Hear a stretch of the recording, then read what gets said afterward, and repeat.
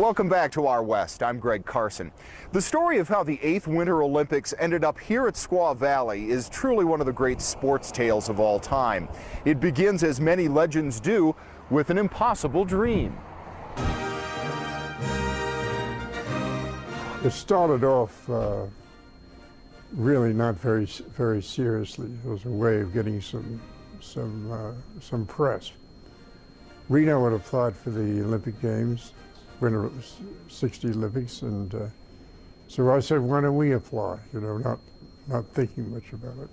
I started getting mail from people saying, this is a wonderful thing that you're doing, applying for the Olympic Games. Well, I really wasn't doing anything. And I thought to myself, supposing I was really doing what these people think I'm doing, how would you do it? Alex Cushing usually gets the credit for bringing the Olympics to Squaw Valley. There were others, Joe Marillac and Bill Berry to name two, but it was Cushing who sold the idea to the U.S. and international Olympic committees. The odyssey began in 1954 when Cushing read that Reno had applied for the 1960 Winter Games. Using his skills as a lawyer, he got the California legislature to appropriate the money he needed to make a bid to the U.S. Olympic Committee. He shocked everyone, including himself, by winning the bid over the likes of Sun Valley, Lake Placid, and Reno. Using his skills next as a salesman, Cushing took his case to the IOC. Innsbruck, Austria was the odds-on favorite to get the 8th Winter Games. Critics thought it was preposterous that Cushing had the audacity to apply for the Olympics when all Squaw Valley could offer was one chairlift, 2 rope tows, and a small ski lodge. He can still hear their comments. There was no such place as Squaw Valley, and I wasn't the mayor. That was they said it's just a promoter's dream, Squaw Valley. There's nothing there. Nothing but world-class mountains and the vision of a single self-contained Olympic village just steps away from the events. You know, when there's nothing there, you can conjure up all kinds of images and stuff like that. There's nothing there. We said it's a return to simplicity and whatnot. We're going to have all the athletes under one roof, whereas in Europe they've been in separate hotels and so forth. Here was the common life under the common roof. Cushing also used tradition against his European competitors. We said the Olympics belong to the world. And we said for the past 6 or 7 Olympics, it's always been in the same mountain. It was in different countries, but we said it's the same mountain. You got to branch out. The International Olympic Committee agreed, moving the Olympics from the Alps of Europe to the Sierra Nevada of the U.S. The guy said, we decided to give it to you guys. I almost fainted. The Winter Olympics almost came to Lake Tahoe in 1932, but went to Lake Placid that year instead. The Olympic trials were held that year at Grand Labakan. But in 1960, it was the big show. With help from the state and federal governments, Squaw Valley was transformed from a nearly empty 600-acre valley into an Olympic host site.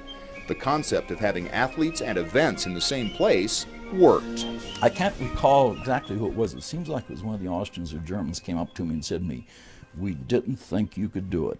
And it was one of the most successful Olympics ever because we had everybody there, the exchange of ideas and friendships from athlete to athlete, which is what the Olympics is all about, really. By the mid-50s, Chelton Leonard had returned from World War II and taken over as coach of the University of Nevada ski team. He was named Assistant Sports Technical Director for the Squaw Valley Olympics. He remembers watching a cross-country race in which a Japanese skier with a broken ski in his backpack went by and was followed later by a Russian judge on one ski. The Japanese skier had broken a ski almost in front of one of the Russian coaches. The Russian coach gave one of his skiers to the Japanese skier to complete the course.